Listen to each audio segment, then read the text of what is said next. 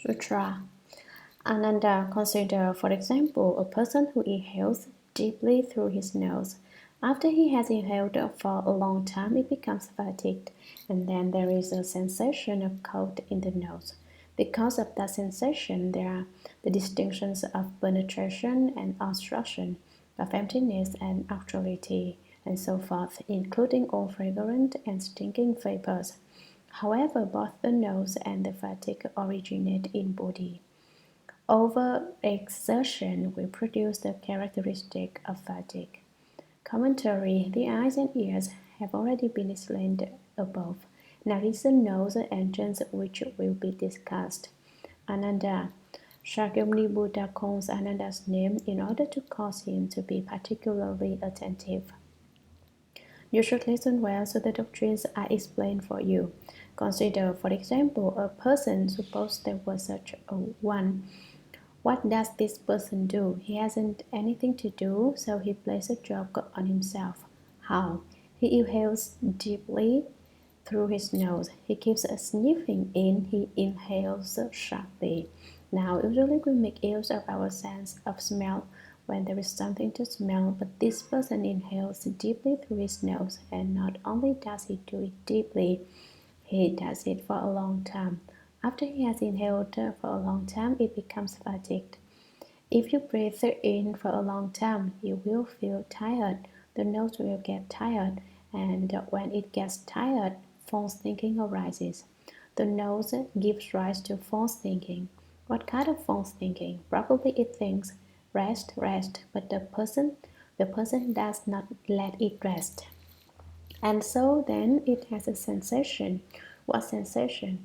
Then there is a sensation of cold in the nose. The breath it takes in feels cold, extremely icy.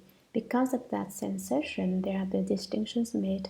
In the midst of that icy breath, it gives rise to discriminations concerning the sensation of the breath entering the nostrils. What distinctions does it make? Penetration and obstruction. My nostrils are stopped up, or I can breathe through my right nostril but not through my left one. He starts making distinctions. Not having anything to do, he finds something to do, producing all those discriminations. Emptiness and actuality. Emptiness refers to penetration, and actuality refers to obstruction. He thinks, do I have a cold now since I can't breathe through my nose? He makes these kinds of distinctions, and so forth, including all fragrant and stinking vapors. What is meant by stinking? The Chinese character xiu, to stink, is a combination of the character zi, self, and the character da, great.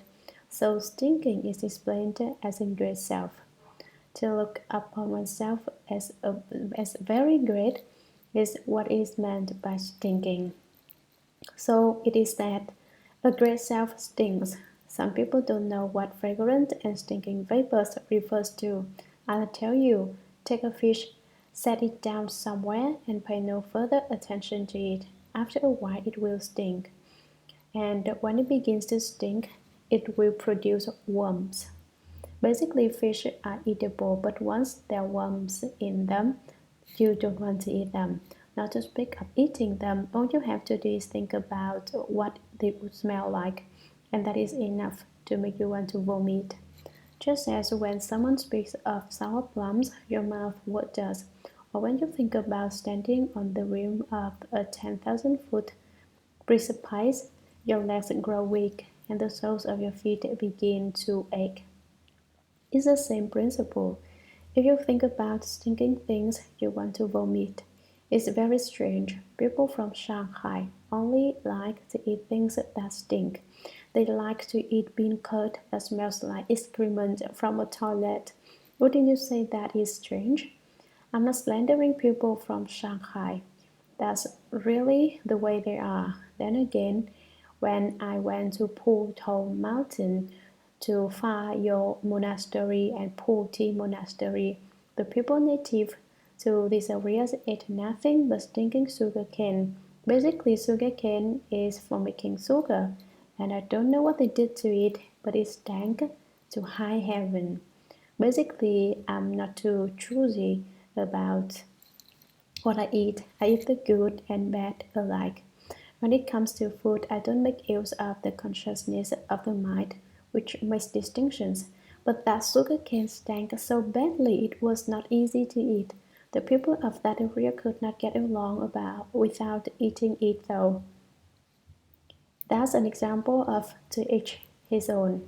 They like to eat that stinking sugar cane, and if you didn't give it to them to eat, they thought you were mistreating them. And so it is in this world. There are many kinds of things to eat, and people like to eat things with different tastes. People's natures are different every single place you go. You don't have to pay any attention to whether things sting as long as you don't have a great self. Looking upon oneself as very great is stinking. It is more stinking than stinking fish and stinking excrement. No one dares get near you. Why? It is not because you are great, it is because you have turned into something stinking. Sutra, because the sense of smelling is stimulated in the midst of the two forms, defiling objects of penetration and obstruction. Defiling appearances are taken in. This is called the nature of smelling. Apart from the two defiling objects of penetration and obstruction, this smelling is ultimately without substance. Commentary, because the sense of smelling is stimulated in the midst of the two forms, defiling objects of penetration and obstruction. The defiling objects of penetration and obstruction, those unclean things become manifest, and within them arises a smell nature. The Chinese character "wen" can mean both to hear and to smell. Here it does not refer to hearing, but rather to the smelling nature. Defiling appearances are taken in, because the smelling nature inhales the two defiling appearances of penetration and obstruction. This is called the nature of smelling. Once again, the smelling nature, one seeing, does not refer to the hearing nature, also one seeing, which returns the hearing to hear the self nature. It is not what Kwan Bodhisattva refers to when he says to returning the hearing to hear the self nature, which I practiced to accomplishment of the unsurpassed way. He listened to his own self nature and practiced to accomplishment the unsurpassed way. He obtained the perfect penetration of the ear organ. The text here, though, refers to the ability to smell. Apart from the two defining objects of penetration and obstruction, this smelling is ultimately without substance. Apart from the two defining states of penetration and obstruction, apart from these two defining objects before one, smelling basically has no substantial nature. Sutra. You should know that smelling does not come from penetration and obstruction, nor does it come forth from the sense organ, nor is it produced from emptiness. Commentary. This is the same as the doctrine explained above. You should know, Ananda, that the smelling nature, does not come from penetration and obstruction. It is not from penetration and obstruction that the smelling nature comes into being, nor does it come forth from the sense organ, nor is it that the nose produces the smelling nature, nor is it produced from emptiness. Where does it come from? Sutra. Why? If it came from penetration, the smelling would be extinguished when there is obstruction, and then how could it experience obstruction if it existed because of obstruction? Then, where there is penetration, there would be no smelling. In that case, how would the awareness of fragrance, stench, and other such sensations come into being? Commentary. Why? What doctrine leads me to say that it does not come from penetration and obstruction, nor from the sense organ, nor from emptiness? I will explain it to you. Listen. If it came from penetration, the smelling would be extinguished when there is obstruction. Penetration and obstruction are direct opposites, and so if the nature of smelling came from penetration, obstruction would not have a smelling nature. The nature that smells obstructions would be extinguished. And then, how could it experience obstruction? If the nature that smells obstructions were absent, how would you be able to know there are obstructions if it existed because of obstruction? If the smelling nature existed because of obstructions, then where there is penetration, there would be no smelling. You would not be able to smell with the smelling nature. How is it that you could perceive penetration and could perceive obstruction? Therefore, it does not come from penetration and it does not come from obstruction. You should understand the nature of smelling. In that case, how would the awareness of fragrance, stench, and other such sensations come into being? Since it is neither penetrations nor obstructions, how do the sensations of fragrance and stench come into being? Sutra. Suppose it came from the sense organ, which is obviously devoid of penetration and obstruction. A nature of smelling such as this would have no self-nature. Commentary. Suppose it came from the sense organ. If it were produced from the nose, which is obviously devoid of penetration and obstruction, it hasn't any connection with penetration and obstruction. A nature of smelling such as this would have no self-nature. However you explain it, it hasn't any self-nature either. Sutra. Suppose it came from emptiness. Smelling itself would turn around and smell your nose. Moreover, if it were emptiness itself which smelled, that connection would what connection would it have with your engines? Commentary. Suppose it came from emptiness. If the smelling nature came forth from emptiness, smelling itself would turn around and smell your nose. It should first smell your nose. Moreover, if it were emptiness itself which smelled, what connection would it have with your engines? Moreover, there's another way to explain it. Let's just suppose that the smelling nature did come from emptiness. Then, what connection would it have with your nose engines? Think it over. Is there any such principle? Sutra. Therefore, you should know that the nose entrance is empty and false, since it neither depends upon causes and conditions for existence nor is spontaneous in nature. Commentary. Therefore, you should know. You ought to know the reason behind this doctrine is that the nose entrance is empty and false. The nose organ, along with the smelling nature which is produced in it, is also empty, false, and unreal, since it neither depends upon causes and conditions for existence nor is spontaneous in nature. As to its origin, it is not counted as a Dharma produced from causes and conditions, nor is its origin a spontaneous coming into being. Ultimately, where does it come from? Have I not already explained it above? The 5 skandhas, the 6 entrances, the 12 places, and the 18 realms, all these functions and awareness do not go beyond the wonderful nature of true suchness of the thus common treasury. They are all produced from the wonderful nature of true suchness of the thus common treasury. Because of the first ignorant thought, all kinds of false views and false characteristics arise. The division into seeing and characteristic arises. Seeing is the ability to perceive. Characteristics refers to things with form and appearance which are perceived. They are all created from the ignorant thought of the false thinking mind.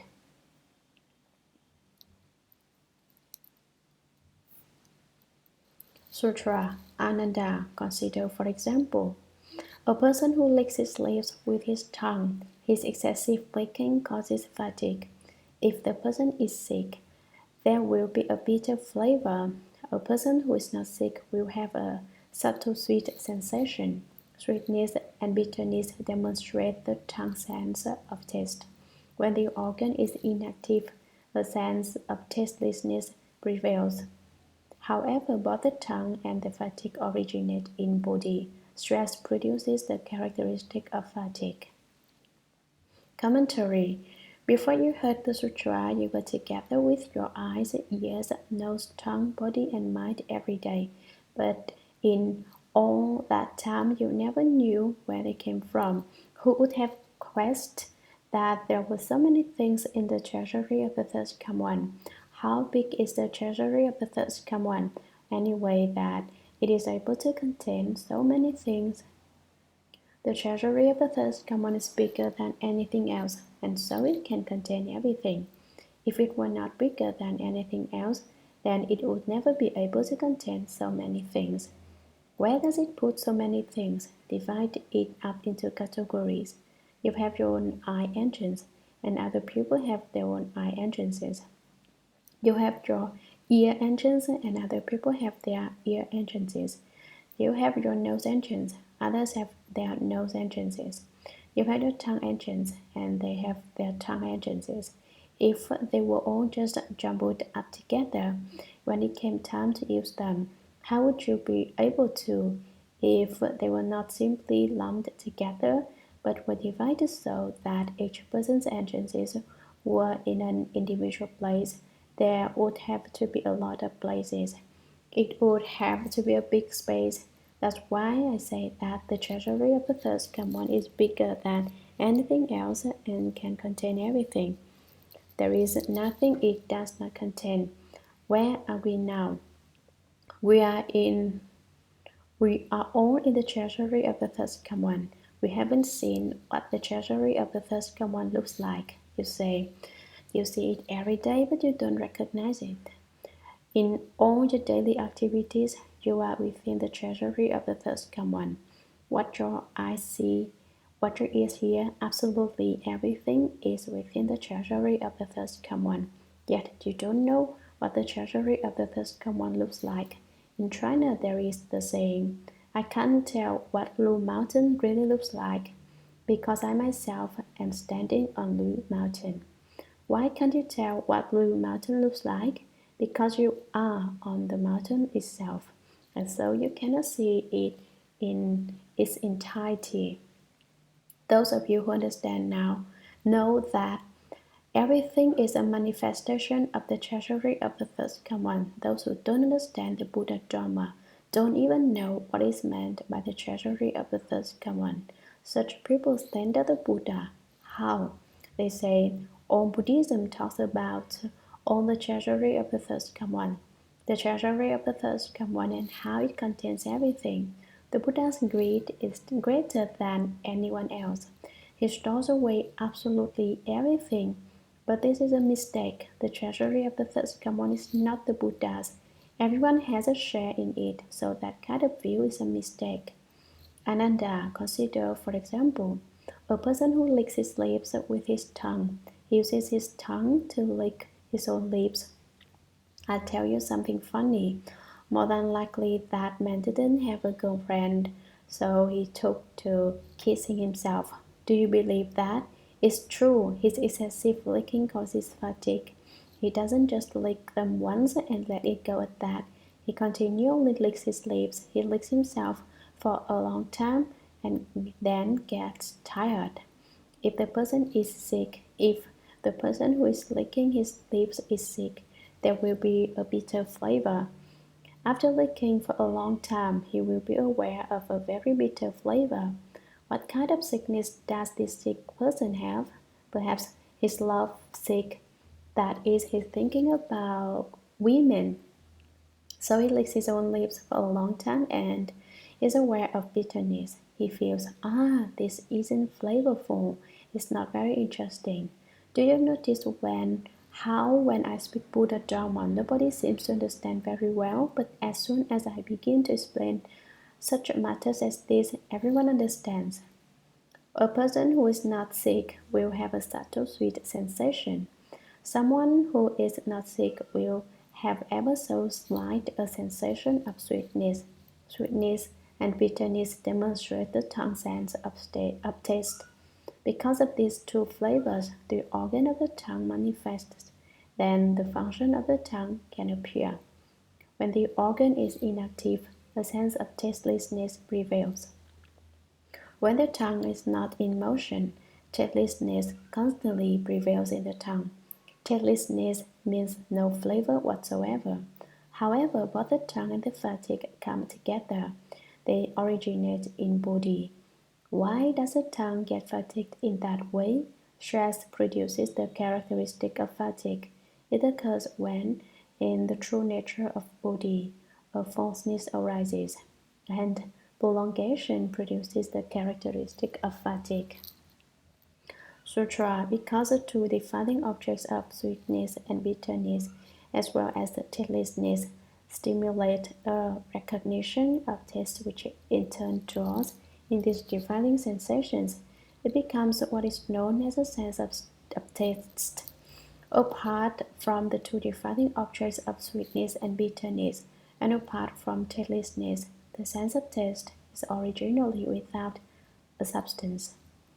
Commentary, because the two defining objects of sweetness and bitterness, as well as tastelessness, stimulate a recognition of taste which in turn draws in these defining sensations. It becomes what is known as a sense of taste. The word tastelessness appears here, but you can say that it doesn't count as a flavor, so the text merely says two false defining objects. Plain cabbage boiled in plain water is tasteless and hasn't any flavor. If one doesn't add any salt or any oil, but just cooks the cabbage in plain water, it will be tasteless. Within bitterness and sweetness, a kind of awareness arises and takes in the two appearances. Apart from the two defining objects of sweetness and bitterness, and apart from tastelessness, the sense of taste is originally without a substance. Although tastelessness basically lacks flavor, it gives rise to sweetness and bitterness, and so you could say that tastelessness is the sweet and is the bitter, and that is why the taste refers to two kinds of defining objects. Apart from them, taste has no substantial nature of its own. Sutra. Thus, Ananda, you should know that the perception of sweetness, bitterness, and tastelessness does not come from sweetness or bitterness, nor does it exist because of tastelessness, nor does it arise from the sense organ, nor is it produced from emptiness. Commentary. This is the same principle as was stated above. Thus, Ananda, you should know that the perception, the tasting that was explained above, of sweetness, bitterness, and tastelessness, when your own tongue recognizes the flavor of bitterness and of tastelessness, does not come from sweetness or bitterness. It is not from the flavors of bitterness and sweetness that the recognition arises, nor does it exist because of tastelessness, nor is it because of tastelessness that there is that kind of recognition, nor does it arise from the sense organ. It is also not produced from the tongue, nor is it produced from emptiness. Sutra. For what reason? If it came from sweetness and bitterness, it would cease to exist when tastelessness was experienced. So how could it recognize tastelessness? If it arose from tastelessness, it would vanish when the flavor of sweetness was tasted. So how could it perceive the two flavors, sweet and bitter? Commentary. Why, if it came from sweetness and bitterness, if the nature which recognizes taste came from sweetness and bitterness, it would cease to exist when tastelessness was experienced. There would be no recognition of tastelessness. So how could it recognize tastelessness? Then how would one know the flavor of tastelessness? If it arose from tastelessness, if the taste recognizing nature arose from tastelessness, it would vanish when the flavor of sweetness was tasted. The nature that recognizes sweetness would disappear. So how could it perceive the two flavors, sweet and bitter?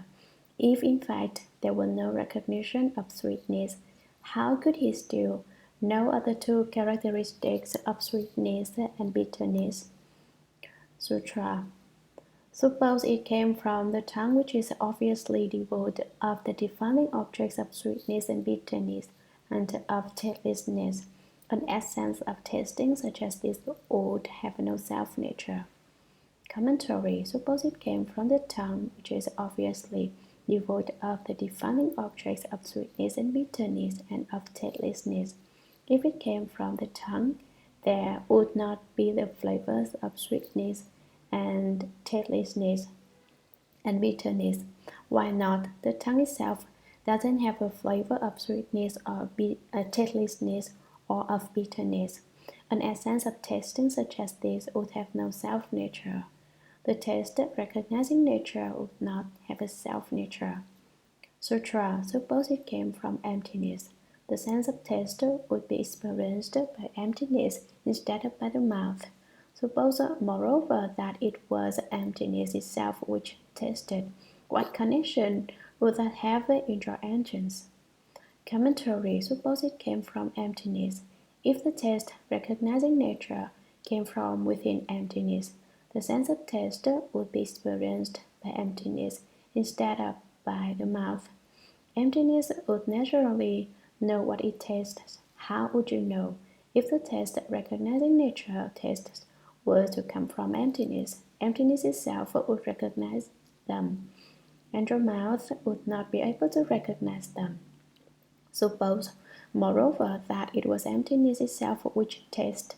If emptiness itself knew of this taste recognizing nature, what connection would that have with your engines?